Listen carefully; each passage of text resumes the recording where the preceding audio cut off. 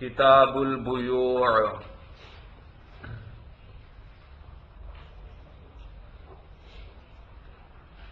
جی مولانا، یہ بیوع جمع ہے بیع کی بھائی. بیوع جمع ہے کس کی؟ بیع کی بھائی، بیع کی. اس کتاب کے اندر بھائی خرید و فروخت سے متعلقہ مسائل بتلائے جائیں گے بھائی. خرید و فروخت. اچھا بھائی، بیع کا لغوی معنی ہے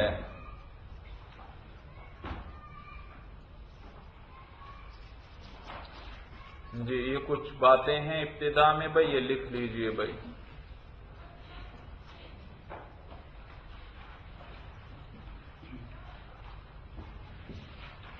سمجھ میں بڑے ضروری مسائل ہیں بھائی. آپ دن رات خرید و فروخت کرتے ہیں، چیزیں خریدتے ہیں، بیچتے ہیں. کون سی بیع صحیح ہے، جائز ہے، کون سی جائز نہیں ہے، آپ کو علم ہونا چاہیے بھائی.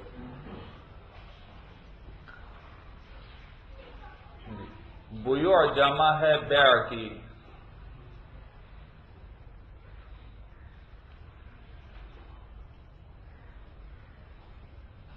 بیع کا لغوی معنی ہے، بیع کا لغوی معنی ہے تملیک شیء بشیء. تملیک بھائی، ملک یملک تملیکا بھائی، مالک سے ہے بھائی، چھوٹا کاف ہے. تملیک شیء بشیء،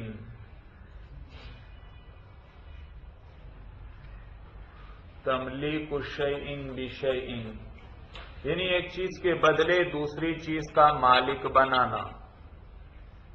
ایک چیز کے بدلے دوسری چیز کا مالک بنانا.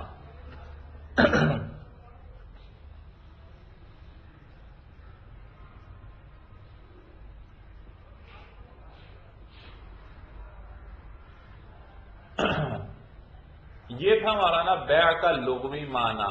عرف کے اندر بھائی، لوگوں کے عرف میں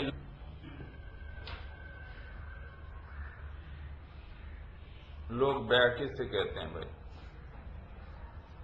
تو عرف میں بیع کہتے ہیں تملیک مال بمال. تملیک مال بمال،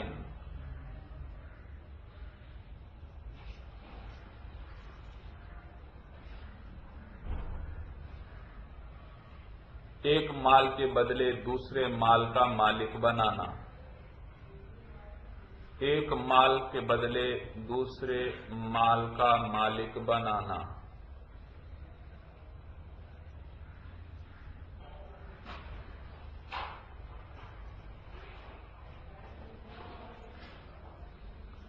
اور شریعت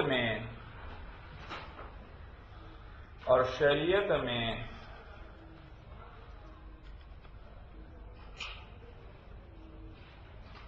تملیک مال بمال بالتراضی.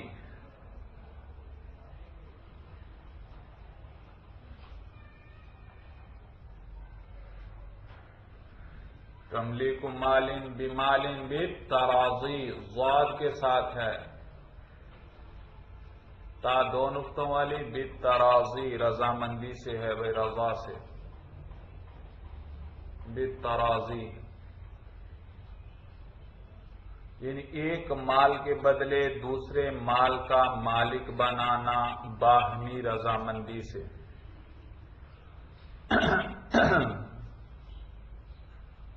باہمی رضامندی سے.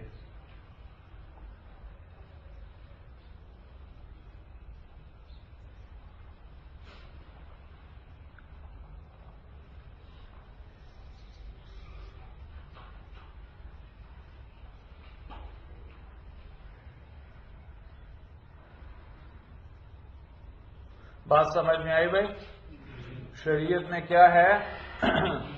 صرف ایک مال کے بدلے دوسرے مال کا مالک بنانا ہی نہیں، بلکہ باہمی رضامندی کا ہونا بھی ضروری ہے. باہمی رضامندی بھائی. یعنی دونوں راضی بھی ہوں خرید و فروخت کرنے والے بھائی آپ نے الحمدللہ کون سی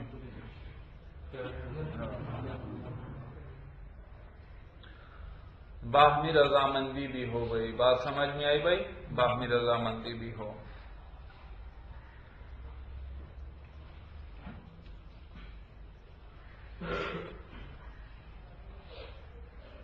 یہ یوں کریں بھائی، تعریف جو ہے شرعن تعریف کیا لکھی ہے آپ نے؟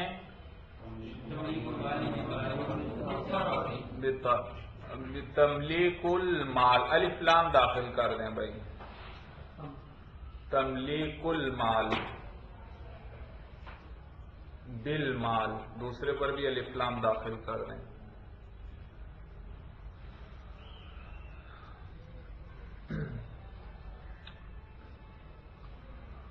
تو شرعن کیا تعریف ہوئی بھائی؟ تملیک المال بالمال بالتراضی، تملیک المال بالمال بالتراضی، سمجھ میں آیا؟ کیونکہ مال سے بھی ہر مال نہیں مراد بھائی، وہ مال جو شریعت کی نظر میں مال ہے وہ مراد ہے بھائی، سمجھ میں آیا؟ بعض چیزیں دنیا والوں کی نظر میں مال ہیں لیکن شریعت کی نظر میں مال، جیسے خنزیر ہے، شراب ہے، اب یہ کافروں کے نزدیک مال ہے لیکن مسلمانوں کے نزدیک مال نہیں، چنانچہ اسی لیے خنزیر اور شراب اس میں مسلمان کے لیے تملیک بھی جائز نہیں، یعنی کسی دوسرے کو بھی مالک نہیں بنا سکتا، تملک بھی جائز نہیں، یعنی خود بھی مالک نہیں۔ کوئی مسلمان شراب خریدتا ہے؟ نہیں بھائی، مالک بن ہی نہیں سکتا۔ کسی کے پاس سرکہ رکھا ہوا تھا، وہ شراب بن گیا مسلمان کا، اب اس کو بیچنا چاہتا ہے؟ نہیں، بیچ بھی نہیں سکتا، کیونکہ مسلمان کے لیے شراب کی نہ تملیک جائز ہے اور نہ تملک جائز ہے۔ تملیک کا کیا معنی؟ دوسرے کو مالک بنانا، اور تملک کا کیا معنی؟ خود مالک بننا بھائی، بات سمجھ میں آئی؟ تو اب شراب اور خنزیر مال تو ہیں لیکن شریعت کی نظر میں یہ مال نہیں ہے بھائی، اور دونوں خرید و فروخت کرنے والوں کی پھر اس میں باہمی رضامندی بھی ہو گئی تو یہ شرعن بے ہے مولانا۔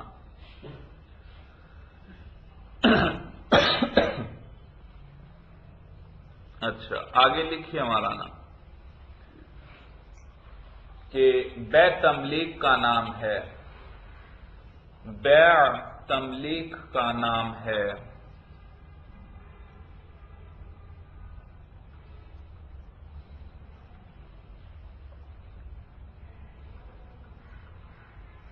بیع تملیک کا نام ہے۔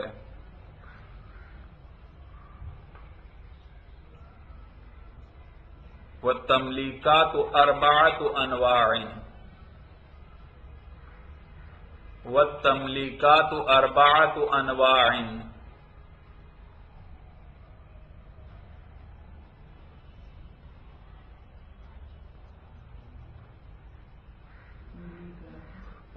جلدی جلدی لکھیے بھائی، والتملیکات اربعۃ انواع،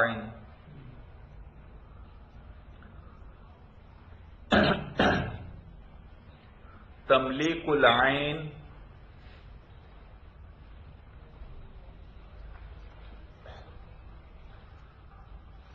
تملیک العین بالعوض،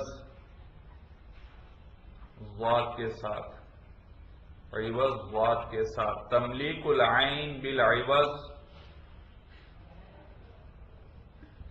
بیع، بیع سارا، تملیک العین بالعوض بیع، وبلا عوض، وبلا عوض ہبۃ، وبلا عوض ہبۃ، ہبہ دو آنکھوں والی ہا، با اور گولتا،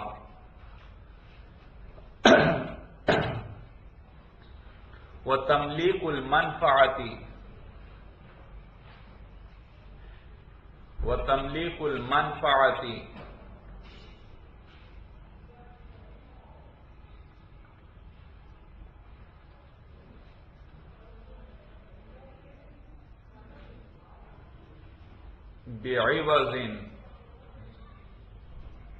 بعوض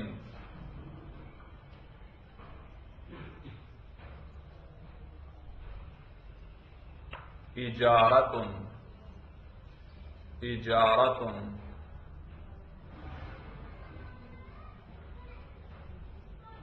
اجارہ لکھنا آتا ہے بھائی، اجارۃ بلا عوض عاریۃ وبلا عوض عاریۃ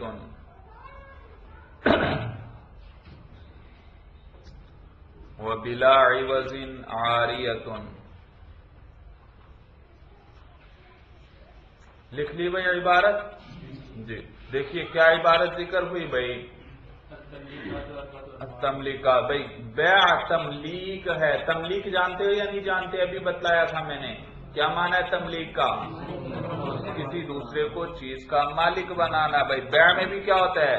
دوسرے کو ایک چیز کا، بھائی نوٹ آپ کے پاس تھے، آپ نے دکاندار کو ان کا کیا بنا دیا؟ مالک۔ ایک چیز اس سے لی تو نوٹوں کا مالک اس کو بنا دیا، اور دکاندار نے کیا کیا؟ آپ کو اپنے اس سامان کا مالک بنا دیا۔ تو یہ تملیک ہے۔ اب تملیکات یاد رکھنا 4 ہے مولانا، یہ بڑی قیمتی عبارت میں نے آپ کو لکھوائی بھائی۔ کہتے ہیں التملیکات اربعۃ انواع، تملیکات کل کتنی ہیں؟ 4 انواع ہیں مولانا اس کی۔ نمبر 1 تملیک العین بالعوض بیع۔ عین کہتے ہیں چیز کو مولانا، عین کیا کہتے ہیں؟ کسے؟ چیز کو بھائی عین۔ اچھا عین اس لیے کہتے ہیں کہ یہ تعین سے متعین ہو جاتی ہے۔ کیا ہوتی ہے؟ تعین سے متعین ہو جاتی ہے بھائی۔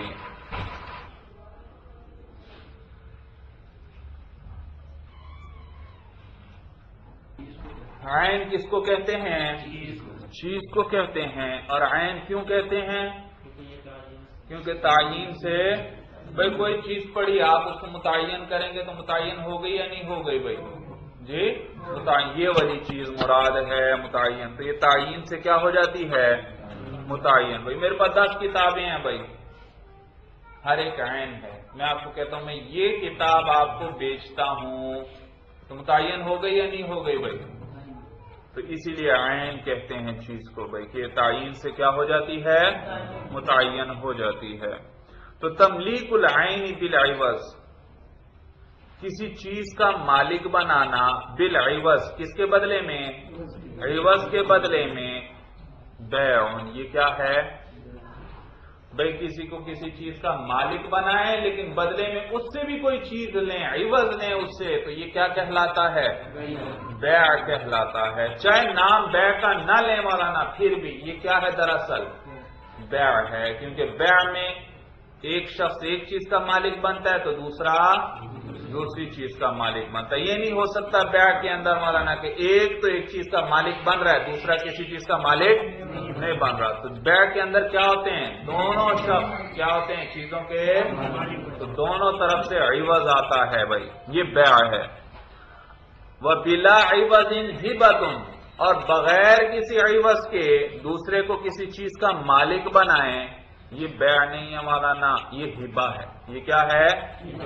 اردو میں جسے آپ تحفہ کہتے ہیں بھائی، تحفے میں بھی کیا کرتے ہیں؟ دوسرے کو کسی چیز کا مالک بنا دیتے ہیں۔ آپ نے ساتھی کے لیے قلم لیا ہے کہ لے میری طرف سے تحفہ ہے، آپ نے اسے مالک بنایا یا نہیں بنایا؟ بنایا، لیکن کوئی عوض لیا نہیں بھائی، عوض نہیں لیا، یہ تحفہ ہے، یہ ہبہ ہے۔ ہاں اگر ایک چیز بھی آپ نے اس سے لے لی عوض کے طور پر، یہ بیع بن گئی مولانا۔ کیا بن گئی؟ بیع بن گئی۔ تو دیکھو بیع کے اندر اور ہبہ کے اندر دوسرے کو کسی چیز کا کیا بنایا جاتا ہے؟ مالک بنایا جاتا ہے بھائی۔ کبھی کبھار کسی چیز کا مالک نہیں بنایا جاتا، صرف اس کے نفع کا مالک بنایا جاتا ہے۔ کیا کیا جاتا ہے؟ بھائی آپ کا ایک مکان ہے، آپ کیا کرتے ہیں؟ کسی دوسرے کو کرائے پر دیتے ہیں 1 سال کے لیے، تو آپ بتائیے آپ نے مکان کا مالک اس آدمی کو بنا دیا یا صرف اس مکان کا جو نفع تھا، فائدہ تھا، یعنی رہائش، وہ دیا اس کو؟ صرف رہائش ہم نے اس کو دیا، مکان کا مالک۔ اب آپ بتائیے یہاں تملیک العین ہے یا تملیک المنفعت ہے؟ تملیک النفع کا مالک بنایا جا رہا ہے۔ یا مولانا آپ جیسے دکان پر جاتے ہیں، موٹر سائیکل کرائے پر لیتے ہیں، اب اس نے آپ کو موٹر سائیکل کا مالک بنا دیا یا اس سے تھوڑی دیر نفع اٹھانے کا مالک بنایا ہے؟ نفع اٹھانے کا۔ سمجھ میں آیا؟ یہ جو ہے کرائے پر دینا، یہ عاریت کہلاتا ہے، اجارہ کہلاتا ہے۔ کیا کہلاتا ہے؟ اجارہ کہلاتا ہے۔ تو دیکھا، وہ تملیک المنفعت بعوض، اور نفع کا مالک بنانا کس کے بدلے میں؟ عوض کے بدلے میں، اجارہ۔ تو یہ کیا ہے؟ اجارہ ہے، اجارہ۔ سورج سمجھ میں آ گئی بھائی؟ اجارتن، اجارہ الف کے ساتھ بھائی۔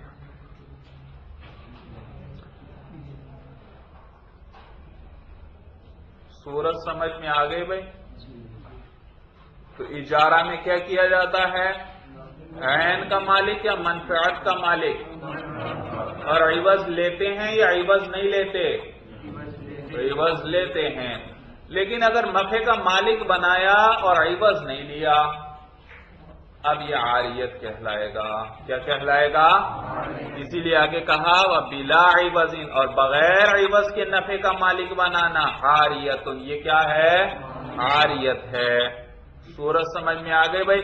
آپ نے اپنے ساتھی کو اپنی موٹر سائیکل دے دی، اسے ضرورت تھی کسی کام کے لیے، بھائی 1 گھنٹے کے لیے مجھے چاہیے، آپ نے کہا یہ لو موٹر سائیکل لے جاؤ۔ اب یہ موٹر سائیکل کا مالک اسے بنایا ہے آپ نے، اس کے نفع اس کے حوالے کیے ہیں؟ نفع کا مالک بنا دیا۔ اور عوض کو لیا یا ویسے ہی بھائی بلا عوض؟ بلا عوض۔ یہ عاریت کہلاتا ہے۔ کیا کہلاتا ہے؟ عاریت کہلاتا ہے، عاریت بھائی۔ جیسے گھروں میں بھی ہوتا ہے مولانا، برتن وغیرہ کیا کر لیتے ہیں، ایک گھر والے دوسرے گھر سے ضرورت کے موقع پر کبھی لے لیتے ہیں، یہ سارے کیا کہلاتی ہیں؟ عاریت۔ تو تملیکات کل کتنی ہوئی؟ 4 ہوئی بھائی۔ تملیک العین بالعوض ہو تو یہ کیا ہے؟ اس کا نام کیا ہے؟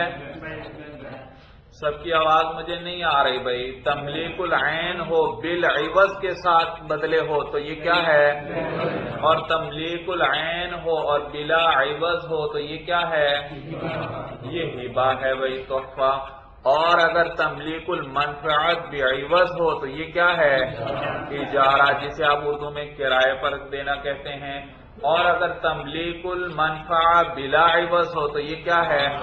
عاریت ہے۔ تفصیل سمجھ میں آ گئی بھائی؟ جی، یہ سب کو یاد ہو بھائی، قیمتی بات ہے بھائی۔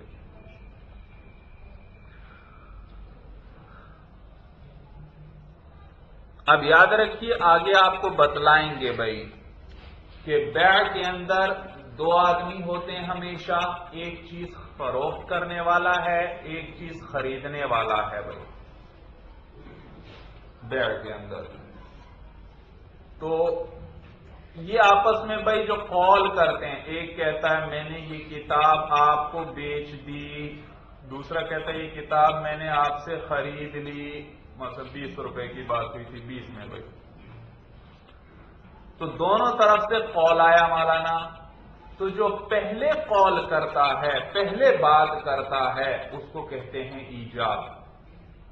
چاہے چیز خریدنے والا پہلے کہے، چاہے بیچنے والا کہے، پہلے قول کو کیا کہیں گے؟ ایجاب کہیں گے، اور دوسرے کے قول کو قبول کہیں گے۔ مثلا بھائی میں آپ کے پاس آیا آپ کی کتاب خریدنے، بھائی میں ہوں خریدنے والا، آپ ہیں بیچنے والے۔ میں نے آ کر کہا مولانا یہ کتاب میں نے آپ سے 20 روپے میں خرید لی، آپ نے کہا یہ کتاب میں نے آپ کو 20 روپے میں بیچ دی۔ جی بتلائیے بھائی ایجاب کرنے والا کون ہے یہاں پر؟ مشتری ہے یا بائع ہے؟ جی بھائی جس نے میں نے بتلایا جو پہلے قول کرتا ہے وہ کیا ہے؟ وہ پہلا قول وہ ایجاب کہلاتا ہے، چاہے بیچنے والا کرے وہ قول، چاہے دونوں طرف سے جس کی طرف سے بھی قول آ جائے، اور دوسرے کے قول کو پھر کیا کہیں گے؟ قبول کہیں گے۔ تو بیع کے اندر ایجاب و قبول ہوتا ہے ہمارا، کیا ہوتا ہے؟ ایجاب و قبول۔ اب یہ بات یاد رکھیے، ایجاب کو ایجاب کیوں کہتے ہیں؟ ایجاب کا معنی ہے اثبات، تو یہ بھی چونکہ دوسرے کے لیے قبول کا اثبات کرتا ہے، قبول ثابت کرتا ہے، اس لیے اسے ایجاب کہتے ہیں۔ ایجاب کو ایجاب کیوں کہتے ہیں؟ کیونکہ ایجاب کا معنی ہے اثبات۔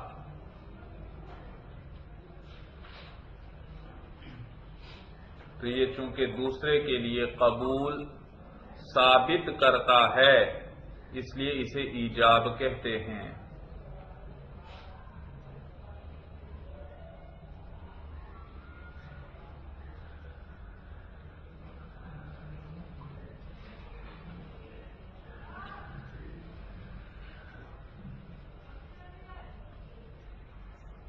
اچھا بھائی، اب دیکھیے کتاب پڑھوانا،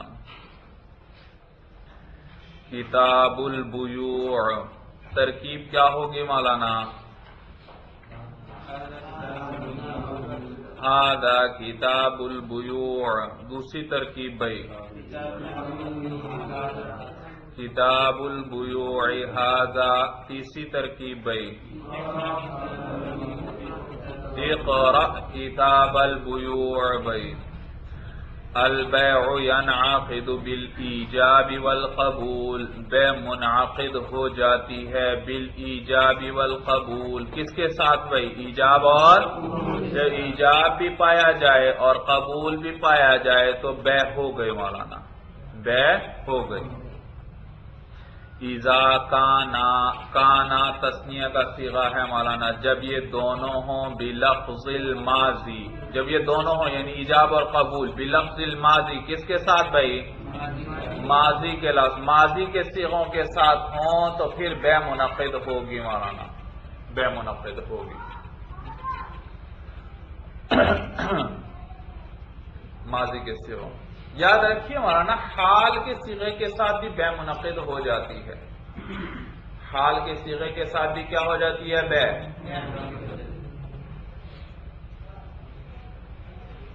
بھائی مستقبل سے نہیں ہوگی۔ آپ نے ایک ساتھی کو کہا یہ کتاب میں آپ کو 20 روپے میں بیچوں گا، اس نے کہا یہ کتاب میں آپ سے 20 روپے میں خریدوں گا، بیع ہوئی؟ یہ تو صرف وعدہ ہو رہا ہے، میں کہہ رہا ہے میں بیچ دوں گا، دوسرا کہتا ہے میں، تو مستقبل سے بات۔ اچھا، یہ ایک دوسرے کو کہتا ہے یہ کتاب مجھے اپنی بیچ دو، دوسرا کہتا ہے بھائی یہ کتاب تم مجھ سے خرید لو، بیع ہوئی؟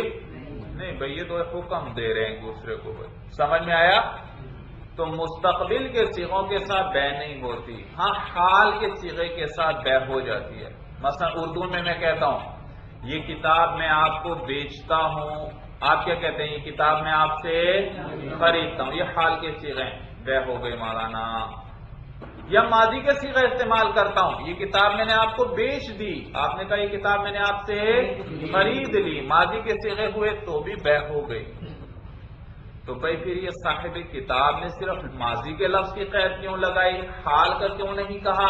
وجہ یہ مولانا کہ آپ جانتے ہیں عربی کے اندر حال کے لیے کوئی الگ صیغہ نہیں آتا، بلکہ وہی مضارع کا صیغہ ہے، کبھی حال کے معنی میں اور کبھی استقبال کے معنی میں۔ تو اردو میں تو حال کا الگ ہے، مستقبل الگ ہے، لیکن عربی کے اندر حال اور استقبال دونوں کیا ہیں؟ ایک ہی صیغہ ہے، اسی سے حال کا بھی ارادہ کرتے ہیں، اسی سے مستقبل کا بھی ارادہ کرتے ہیں، لہذا وہاں پتہ ہی نہیں چلے گا۔ ایک آدمی کہتا ہے ابیع ھذا الکتاب، سمجھ میں آیا؟ مثلا ابیع ھذا الکتاب ب50 روبیۃ، دوسرا کہتا ہے اشتری ھذا الکتاب ب50 روبیۃ۔ بھائی ہو سکتا ہے ابیع سے وہ یہ نہیں معنی لے رہا میں بیچتا ہوں، بلکہ کیا معنی لے رہا ہے؟ میں بیچوں گا، اور خریدنے والا کیا ارادہ لے رہا ہے؟ میں خریدوں گا، کیونکہ دونوں معنی صحیح ہیں. میں بیچتا ہوں، یہ بھی ترجمہ ابیعو کا صحیح ہے. میں بیچوں گا، یہ بھی معنی صحیح ہے. اسی طرح اشتری کے بھی دونوں معنی صحیح ہیں. میں خریدتا ہوں یا میں خریدوں گا. تو حال کا معنی بھی صحیح اور مستقبل کا معنی بھی صحیح. لہذا اسی لیے یہاں کیا قید لگا دی انہوں نے؟ ماضی، کیونکہ مضارع کے اندر پتہ نہیں کہ حال ہے یا ہاں. اگر دونوں کی نیت مضارع بولتے ہیں اور دونوں کی نیت حال کی ہے، پھر بھی بے ہو جائے گی. پھر بھی بے کیا ہوگی؟ ہو جائے گی. سمجھ میں آیا جی؟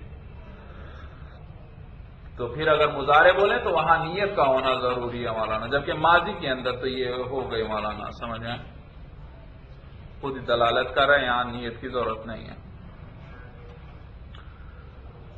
کہتے ہیں البیع ینعقد بالایجاب والقبول، بیع منعقد ہو جاتی ہے ایجاب اور قبول کے ساتھ. اذا کانا، جب یہ دونوں ہوں. کون دونوں بھائی؟ ایجاب اور قبول. بلفظ الماضی، ماضی کے لفظ کے ساتھ بھائی.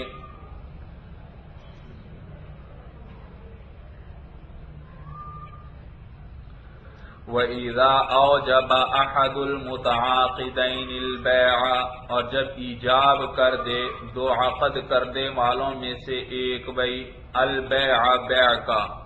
وَإِذَا أَوْجَبَ، جب ایجاب کر دے أَحَدُ الْمُتَعَاقِدَيْن، دو عقد کرنے والوں میں سے ایک. دیکھا کیا کہا؟ دو عقد کرنے والوں میں سے کوئی ایک ایجاب کر دے. یہ نہیں کہا اگر بائع ایجاب کر دے یا کون کر دے؟ مشتری. کیونکہ میں نے بتلایا ایجاب کرنے والا بائع بھی ہو سکتا ہے اور ایجاب کرنے والا مشتری بھی ہو سکتا ہے. بات سمجھ میں آئی بھائی؟